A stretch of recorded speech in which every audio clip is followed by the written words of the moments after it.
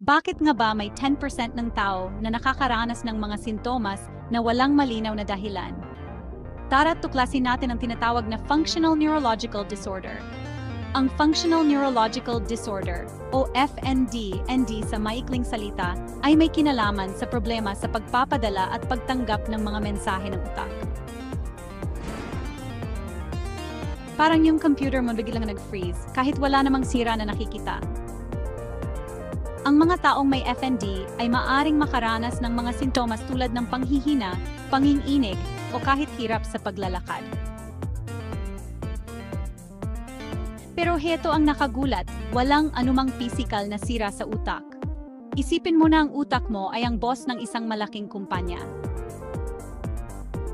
Kapag nagpadala ang boss ng mga maling memo, magkakagulo ang lahat, kahit na maayos naman ang mga manggagawa at makinarya.